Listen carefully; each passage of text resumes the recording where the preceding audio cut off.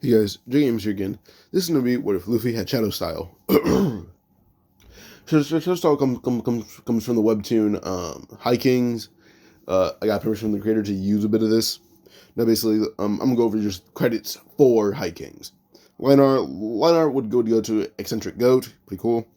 Lead artist is AVN Cone, or AVN Koan. And the writer goes to M3. So, yeah. The art style, everything about it is insanely awesome. And it gives me kind of like Bleach and One Piece vibes. It's really good. So yeah, just go check out on Webtoon High Kings. I'm probably gonna link it in my bio or in the comment section.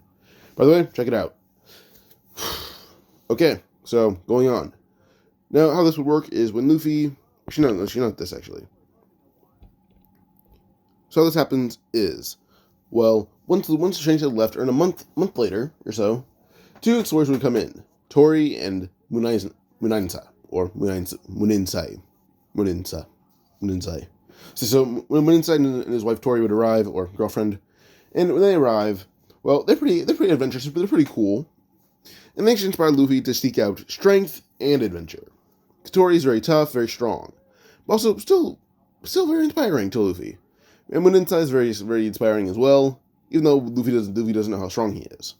But I'd assume Tori's stronger than like Muninsa is. So yeah. So eventually after they leave, Luffy just used to train with a sword for a bit. That's the only difference about him, is that he uses a sword to train sometimes. And when it came to a pipe, Luffy's kind of a whiz with a pipe. So that sounds very weird, I know, but he is. So yeah. But by the time Luffy is 12 years old and Ace is 15, Luffy actually tells Ace he knows an island that they can go to get amazing strength. Ace actually tells Luffy, we're supposed to set sail till we're 17. Well, why would we set sail now? He says, oh, not setting sail, like go adventuring. We're going to this one island. We're going to stay there until we think we're strong enough. Probably when we're 17. Ace just looks at Luffy saying, if you're sure. If it takes us more than 3 weeks to get there, we're heading back home. Luffy just nods, saying, alright, deal. Luffy makes a fist bump, and they set sail towards a new island. This new island is owned by the Kage Clan. Now I'm going to go over what this is for everything. So yeah. Now they set sail between the South and the East Blue, and between each blue there's a calm belt. The Kage Clan resides on an abandoned island in the calm belt. So yeah. Now, as they're in the calm belt, well, they do have to kind of manually roll the boat. But Ace discovered devil fruit, so Ace just uses intense heat from use the wind pressure from his heat to actually push the boat a bit further. But Luffy would use his devil fruit to manually row the boat. So yeah, him and Ace having to do this for days on end without food or water. Well, yes, it is a lot harder, but Luffy did get better distance and stretching for his fruit. So yeah, plus his skill did increase a lot as he had to fight off sea kings while he rode. So yeah, Ace also learned how to cook. So because he had to cook sea kings that Luffy beat. So yeah, after the Kage Clan, everyone's kind of questioning who they are.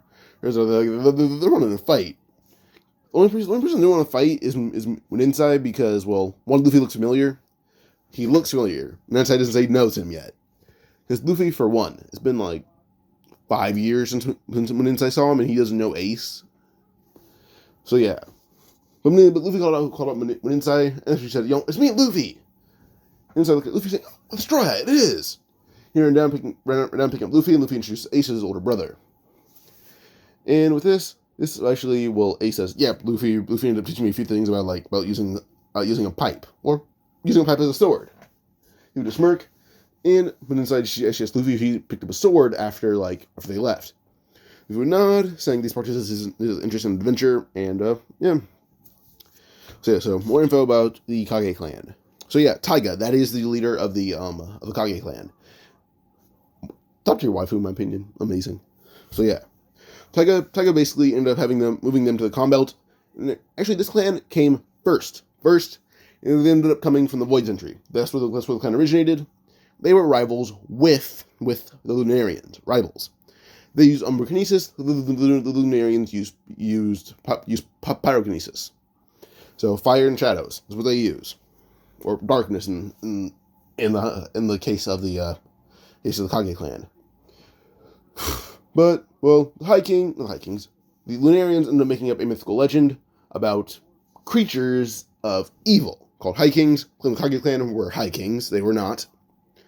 And with this, the Kage Clan was kind of forced into the shadows. They went to the land of Wano, who didn't know what High Kings were. Or they're kind of closed off. And with this clan being Master Swordsmen, the Kage Clan were immediately accepted in this time of Wano. So yeah. And Taiga's great ancestors happened to befriend Toki's current clan. But Toki would eventually head forward in the future. Taiga's not 800 years old. Her bloodline knew Toki's and Odin's. Name like the most popular bloodlines in Wano, or the most famous ones, be it bad or good famous. The Kage Clan most likely dealt with them in some form of way, be it good or bad. Kurozumi Clan and the Kage Clan were actually on good terms, but then Oroshi's grandfather pulled his own shit, and yeah. What else? Yeah. Luffy and Ace have an adoptive sister named Jun, who happens to be Muninsai's daughter. Or June. I'm gonna say Jun. So yeah.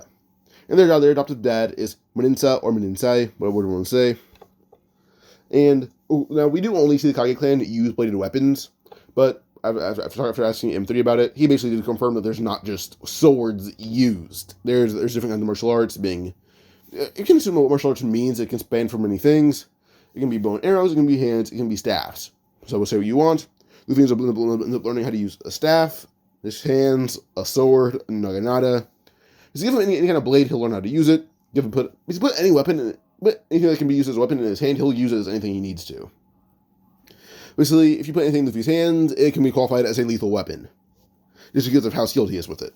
It can be a pencil, and he'll be John Wick times a million. So, yeah. And Luffy stays here for 5 years. Ace stays here for 2. Now, Luffy ended up learning any martial art possible, but, yeah. And Luffy has a new love, being pancakes. While waffles are better. Don't at me. So yeah, and Ace only learned hitting in combat, but he still perfected his double fruit. Point where his double fruit can stand up against any kind of ability, and not any kind of ability, but any kind of ability that imagine he fights Teach. Ace has fought far stronger darkness because Teach is a new user. He only studied his fruit. He didn't learn abilities of it. I'd assume at least, because he had a very consistent ability usage, but it was a very basic one. So yeah, so. Ace's power is amplified against people that use like a darkness-based power or a light-based power. Otherwise, his flames are incredibly strong. So yeah, because the Kage Clan had different ways of training, as they kind of use science, history, a lot of other factors of fire and martial arts to enhance themselves. And Ace and Luffy. So yeah, so for Ace, like, oh yeah, darkness is a major factor of your fruit. Well, we'll have you fight Taiga. Taiga is really someone who set out to seize and conquer it. She doesn't have a bounty, but if she wanted to, her bounty would easily be around 1 billion with how strong she is. Like, it's the point where she may be considered a Yonko the moment she steps foot into the new world. So that's how strong Taiga is. Mininsai, I'd probably put him in terms of skill, Mihawk. His skill's really good. But then, for just raw power alone, in combination with the skill, I like his shadow powers, but also just other abilities. His skill with the sword is rivaling Mihawk. His all-around power, though, not around Mihawk. Like, he'd be at least almost a Yonko as well if he stepped from the Grand Line. That's how strong he is. But, yeah, almost. Not exactly there. He'd at least have a bounty of, King. In terms of all-around power, I'd probably put him, King tier, maybe a bit above King. So, yeah. So someone on King's level and someone on at least, Katakuri's level, maybe a bit above that, as I put Katakuri above King, in my opinion. Two people around that level of strength, they train Luffy and Ace for 5 years, then Ace for 2. And yeah, and Luffy gets 2 swords. He uses a 2-sword style, as we do here, that the main character of what was it? Oh yeah, I forget the title of the name. I forgot the main character's name. So the main character, High Kings, I knew that. The main character's name, I forgot it. Locky.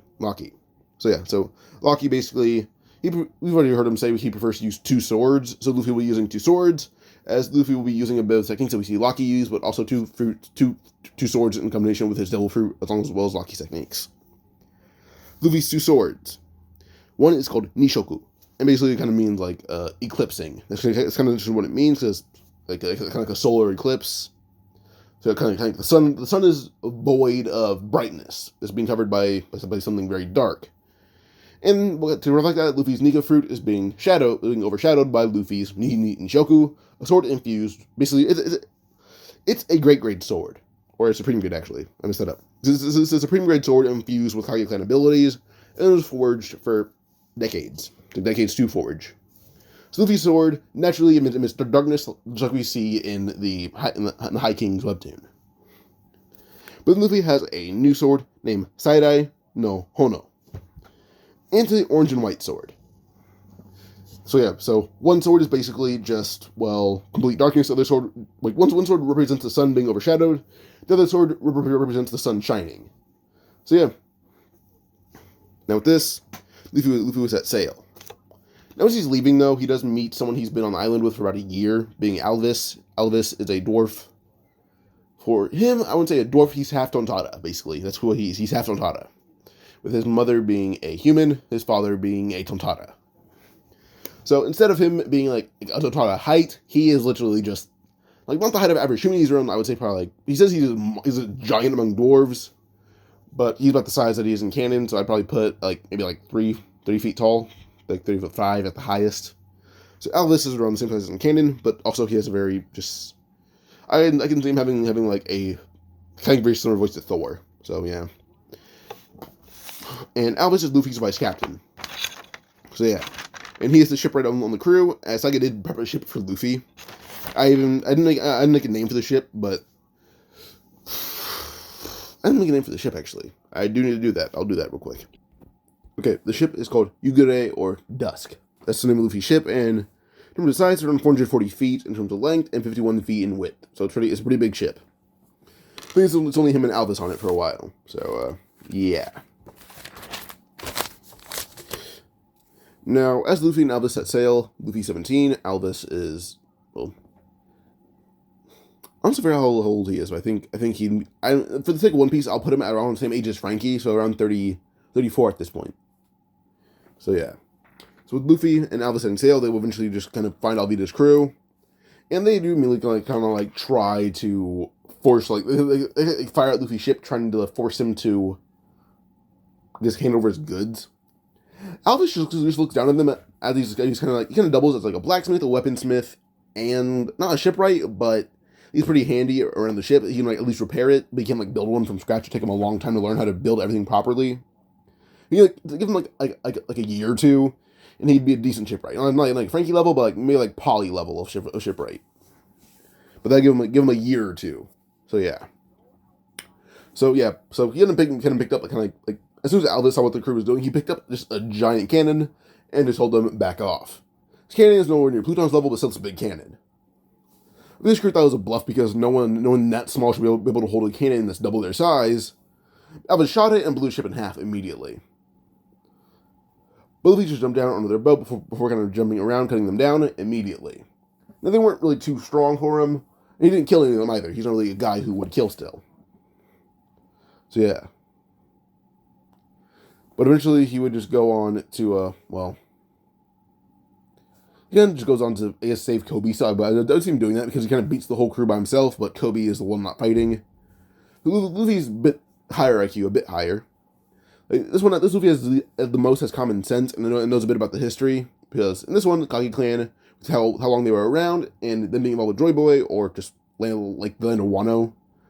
Mainly ancient weapons, and I assume Joy Boy had an interest in that. Well, they're able to actually somewhat decipher poneglyphs to some degree, and they have Luffy that as well, because he wants to be a historian, not a historian. He wants to be king of the pirates, and poneglyphs would be the way to go. So yeah. But Tiger taught Luffy all she knew about reading them. So yeah. So Luffy, the only thing he has in terms of intelligence is probably just history, and that's about it. So yeah. But as Luffy and Aldous kind of bring Kobe to Shelltown now, they arrive and bring to that giant ship outside. And as as Luffy and Kobe basically just go into the bar, Aldous would just kind of just being he kind of took a bit of Alvida's crew's weapons and kind of try and wash them off, puts them in the bag and walks up to the Marine base door. Ace knocks on it, Commander Ripper would open the door, asking, like, what pirates want. They don't have Jolly Roger right now, so Alvida says, "Oh, we're not pirates. We're actually salesmen. But we do defeat pirates in the meantime. Take the weapons, clean them, sell them." Commander Ripper says, "Okay, really? These swords, what crew did you get them from?" He says, could be." Elvis says, "Oh, we have them from the Alvida pirates." Then Ripper says, they're pretty big troublemakers. I'm surprised some nobodies to take them down. We'll take them." So with this, Ripper ended up taking the swords. There's swords, guns, daggers, whatever they had. Look, alright, these are pretty good condition. Here's how much money you can get. Due to you not bringing in Alvida herself, we can give you half of her bounty for the weapons alone and how good condition they're in. So yeah. Now, and also in this one, Helmpo is still pretty much basically just being a dick. That's the way to put it. So it's not much different, honestly.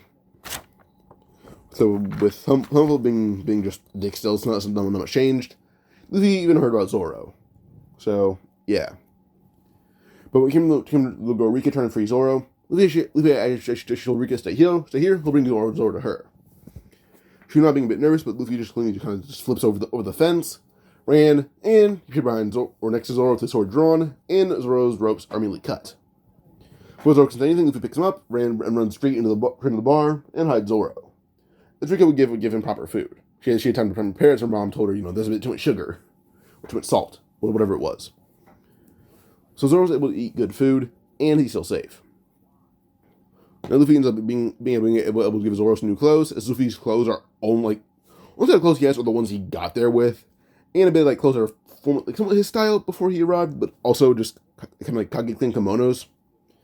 He happened to have one in green, so he gave that to Zorro. When Zorro got a bit of new clothes, and had a few bandages and food and water, all that. He looks a bit roughed up still because of some bruises and small scratches. But other than that, Zorro looks how he does in terms of like attire post time skip. So yeah, in terms of I would say just clothing, probably like the Wano Kuni-esque attire, because the Kage Clan came out of Wano around. They entered Wano 100 years ago. They entered Wano. 300 years ago they left. So it's kind of the timeline. 300 years ago they left Wano to come to the. I said Taiga moved them there. So Taiga's age, she seems pretty young, but also maybe like a shocky thing where she's older but looks young. To give Taiga benefit of the doubt, they moved into the Grand Lot or Calm Belt 20 years ago. So yeah. So 20 years ago, Taiga moved the clan in the Calm Belt. So yeah. But yeah, going on again, we can probably go to just Luffy having Zorro join his crew now. Luffy tells Zorro he's not really interested in becoming Pirate King, or he is, but he also has another quest he wants to complete too. It's like Legend of Zelda. Luffy has like a one main quest, like it could be like, defeat Ganon. That's Link's main quest. Also, there's a few more main quests to pile up to lead up to get to Ganon. Like, conquer all ancient beasts. So yeah, Luffy has a quest like that he wants, while his main quest is being Pirate King. There's like a few main quests. The top one, become Pirate King. But then we have Luffy's quest being, Secret of the Void Country, find all poneglyphs. So yeah, Luffy has stuff like that. Well, first, right now, his main quest is getting a crew, but his all-around quest is become Pirate King. But yeah.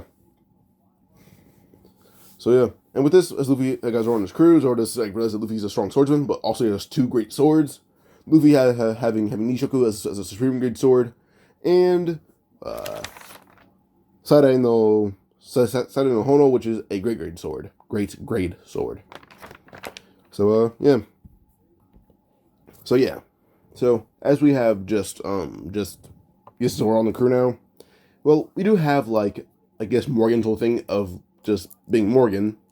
But also when Zorro revealed to somehow escaped, Zorro kind of approached Morgan being in peak condition, not peak, but being in a lot better condition at around, I would say, 95%. Zorro kind of approached Morgan and all his Marines outside, and they told Zorro, get back, get in the cell, or else we'll shoot you down. Zorro just put his sword in the mouth before putting his sword together before saying, Onigiri. Now he appeared behind them with almost all of them cut down, and Morgan's axe is completely destroyed with the handle being short as well. So with this, Morgan's hand's kind of just a nub with not even an axe handle anymore. But then as soon as Morgan was a punch with the other hand, Zorro's got the punch and pulled what he did on Miss Monday and just crushing his head. Remember, so he can crush his iron jaw. then threw Morgan into the Marine base. They walked away, and Alvis began collecting a few Marine like it's like utensils. Well, I don't say utensils. A few like Marine items, being like stuff for maintaining guns, knives, all that.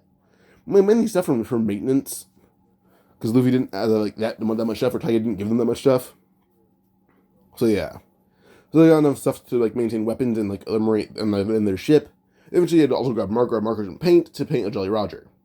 And this one's a pretty decent artist. So yeah, goes for Luffy's clothing right here, as the Kage Clan insignia right here. So yeah, but sorry if the drawing is a bit cartoony compared to the background, by the way.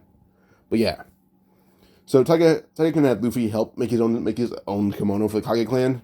So yeah, this will help him a bit in arts and everything. So with this, with a bit of help from Elvis, he's actually able to make a Jolly Roger. That's pretty good, actually. So, yeah. Now with this, we go on to just Luffy, Zorro, and Elvis, going a bit farther. Now to Orangetown. Then came getting the bird, though. Luffy straight up just looked at it, and, well, Luffy's trending a bit better. Well, Luffy, actually, in this one, already has Gear Second this early, but already was aware that there's medical concerns. When you showed it off, they wanted to know how he did it.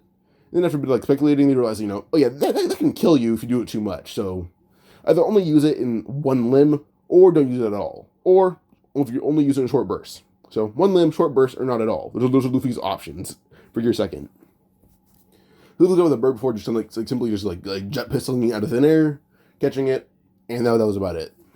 So yeah, they end up eating the bird as it was cooked already because of Luffy's punch force. When they arrive, well, Nami's still being chased by the two guys. Elvis jumps up, kind of picking up a long sword and cutting them down.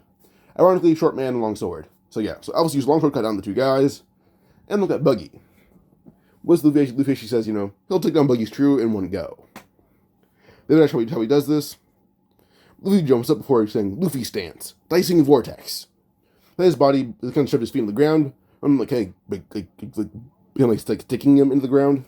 Before winding up his whole body, ankles up, and the time he's done, his hands are the only thing that aren't twisted up. Luffy eventually spun around at top speeds before letting out a slash. And in Luffy's stance, dicing vortex, what happens is he winds or twists his body and spins. It's basically just kind of like a black hole effect with the darkness emanating off his sword. And when he does this, immediately everything's pulled in. It's all pulled in and kind of begins getting crushed by the force of Luffy's darkness, or Nishoku's darkness. And they also get cut up by Luffy's sword itself. So, yeah.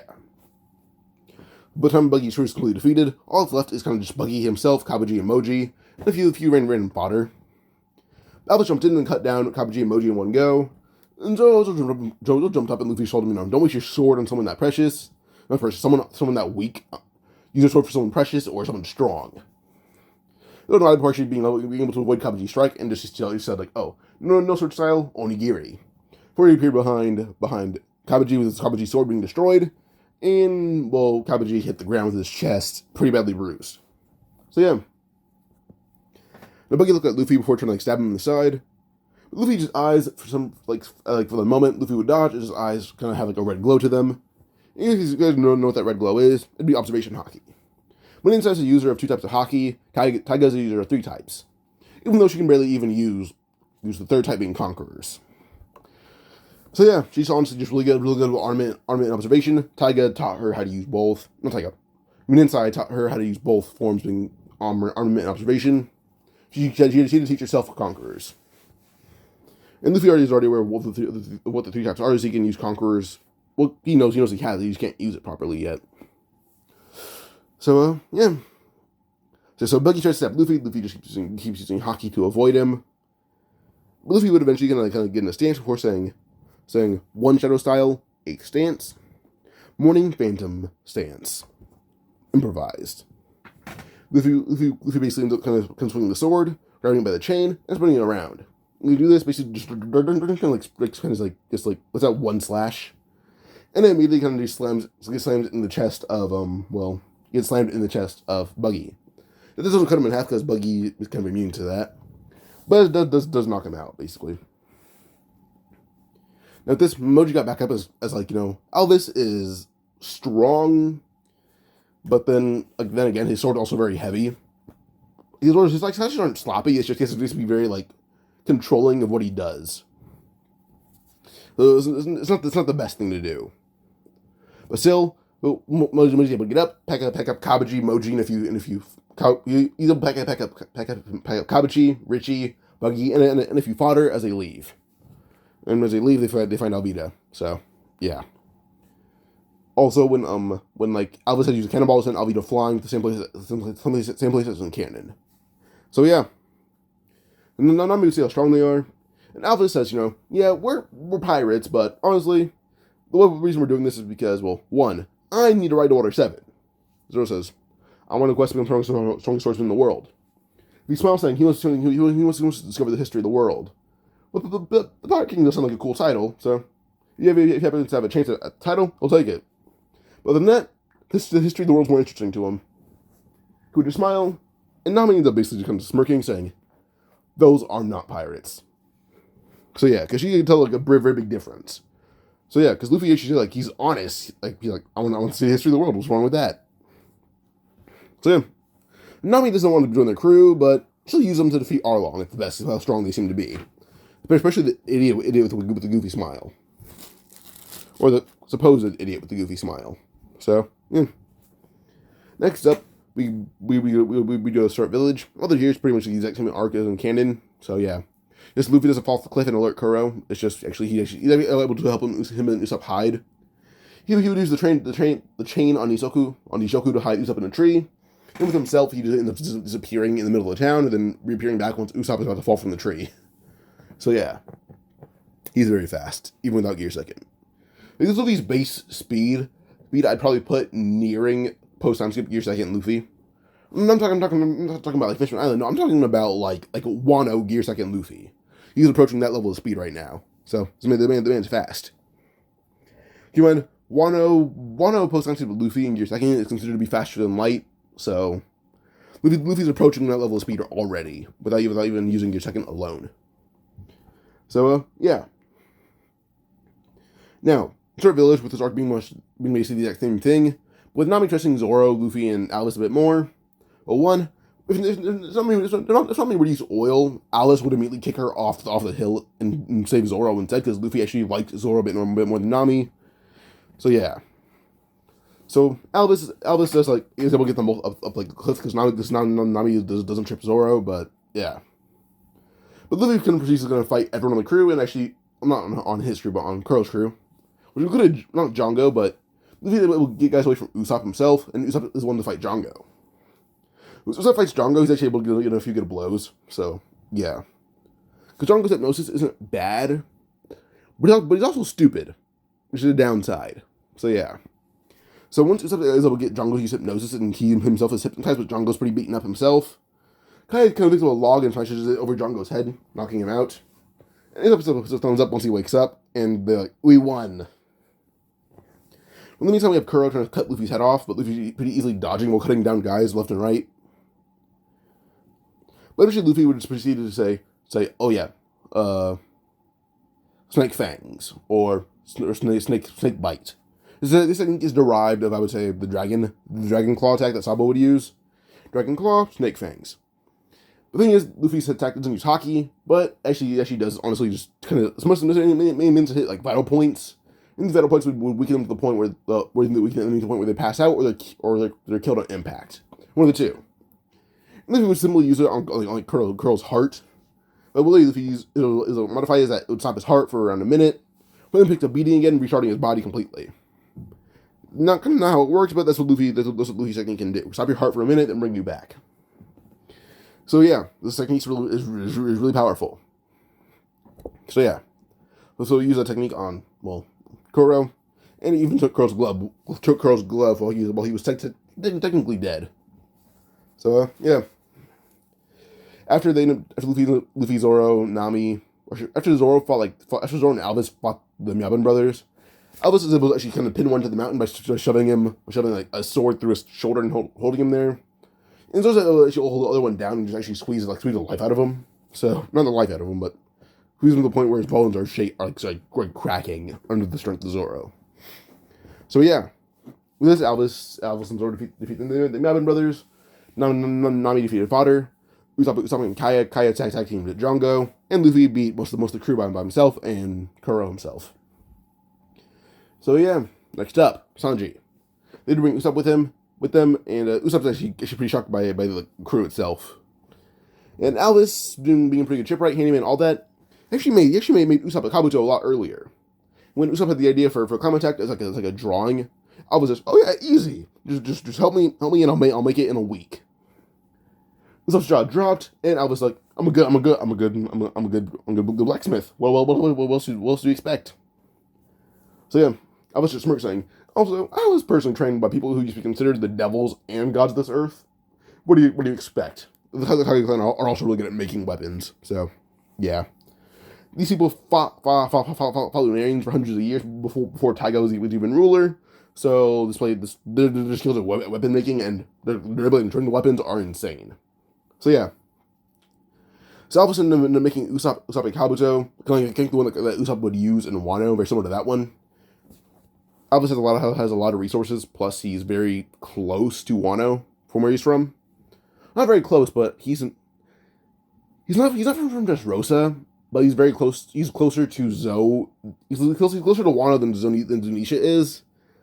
But like, I have phrases.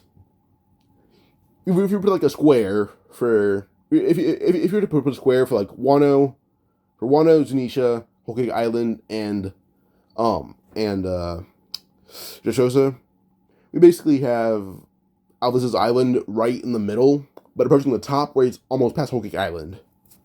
So it's kind of like a vacant island, but there's not many people there, but also there's not much resources there either, to the point where no one would want it. When Elvis left, his skills immediately made him a heavy trade, so yeah. But yeah, so with this, we go on probably just now, you probably just go on to just Baratie arc, which I don't see being much different either way. So with this arc not being different at all until Krieg told everyone he'll be taking over the restaurant. What happened is Elvis stood up and Krieg's like, "What do you want? You dwarf?" Elvis hit him in the gut full force with a basic punch, and Elvis lifts hundreds of thousands of even tons a day by like he lifts all of 10 pounds, 100 pounds, a ton. Elvis' strength is insane to the point where he punched clean through Krieg's armor and into his gut and knocked him out. Elvis said to the crew saying, Do any of you guys have a problem leaving? I'll defeat you if you want to. If you have a problem leaving, I'll beat you. Simple as that. I'll destroy you.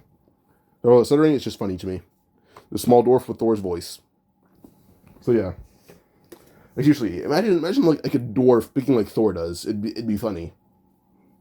So yeah. But Elvis can speak up like, if you don't want to leave, I'll gladly fight you. Gladly. Elvis himself is intimidating, but Luffy and Zorro behind him are intimidating. So, yeah. Two guys with swords, one emitting darkness and one emitting straight up demon energy. It is terrifying. So, yeah. Plus a very angry cook. So, two of them, actually. Also, Luffy didn't fire a cannonball into the Baratie. But yeah. Now with this, we go on basically to just Luffy and, probably just Luffy, Zorro, Elvis, and the whole crew, basically, versus like, Krieg's crew besides Gain. And, ironically, it'd be Pearl versus Elvis. Elvis is able to use his sword at, like, full strength and not care who or how it hits people. Which is kind of, like, swung his sword around and cut clean through Pearl's, just shielding his chest. And with this, Luffy would run up and kick Pearl in the chest, knocking him off the boat, or off the dock of the Baratie, and through his own ship. And as a group, they're actually pretty easily able to defeat Krieg's whole crew. And eventually Mihawk does arrive as well, giving Zorro the same injury. But for Luffy is actually like really worthy of fighting Yoru. When Mihawk sees Luffy's Nishoku and his Sada no Hono, which Luffy has on his hip but doesn't really use too much, he would tell Luffy, use them both at once. Luffy just smirks and doesn't use them both at once because fights end too early. But Mihawk seems to be worthy of using two of them, worthy of Luffy's strength at using two of them at once. With this, Luffy and Mihawk being fighting, with Luffy using two swords at once. Luffy's techniques are kind of like the opposites of each other, where one is emitting darkness, one is emitting joy. One's emotion is negative, one's emotion is positive. So yeah, how to phrase it. You imagine SpongeBob and Squidward fighting side by side, One of them being completely just scary, meant to kill. The other one being amazing, meant to just knock you down. Yeah, kind of how it is. Sadai is more of a, not a blunt blade, but a sword that doesn't deal too much damage, but one that does more impact and slicing and stabbing. Well, then Luffy's Nishoku is the opposite, where it does more stabbing and slashing more than impact. So yeah. Plus, Luffy uses hand-to-hand combat in the mixture of all this, plus he mixes in staff martial arts and a lot more stuff like that. So it seems like to make two swords at once. That's actually being impressed by Luffy to the point where he even has like a cut across his chest from Luffy as well. It's like a giant slash, but I'd say one like resembling Zoro's in appearance, but not as deep. So yeah. But Mihawk does give Luffy a scar very similar to Zoro's, where it's the other opposite direction. Zoro, I believe, goes from like his left down to like from his left shoulder all the way down to his right hip. Luffy's his right shoulder down the left side of his hip. So yeah. So Zoro have identical scars, but Luffy's healing factor is a bit different. And Zoro's is a bit faster, so Luffy doesn't need immediate medical attention. So yeah. Plus Elvis is able to treat slash wounds pretty easily. He hears some stuff a lot on the job. So Elvis is going to kind of jack of all trades, but not a perfect jack of all trades. So yeah. He's able to get Luffy and Zoro stitched up, but they do need an actual doctor, or else they will get infected badly. So as soon as they get to like Kokoyashi, Nami and Usopp get Luffy and Zoro to the doctors, and with Elvis's work, they can get back into action immediately. So yeah. Zoro gets lost and beats Arlong's whole crew. As soon as it came to him versus Arlong, well, Zoro's wounds don't open up. He's actually really good so far. But Zoro is only using his bare hands, as these guys aren't worth it. But Arlong is worth the sword. So Zoro hasn't used a sword since Mihawk. So, like, in terms of all fights, Luffy told him, don't use a sword unless they're worth it. Arlong's pretty strong and Zoro's tired. Arlong's worth it. So with this, Zoro put out all three swords, and looked down at Arlong. When Arlong began fighting, and Arlong can't keep up with Zoro's technique. Plus, Zoro's arms are a lot stronger from all this combat, with just his raw strength. With this, Zoro's body being a lot stronger and even more durable now, he's pretty easily able to cut down Arlong. Nami arrived to see where Zoro was, hoping he wasn't here. Only see every single fisherman in the vicinity taken down, including Hachi, Kurubi, Chu, Arlong. So yeah, Nami is like, Zoro, be quick, be careful. Which they end up throwing Arlong's crew in their ship, then sinking it. They can even kick it up far out to sea, then sink it, and then a few of the guys drown.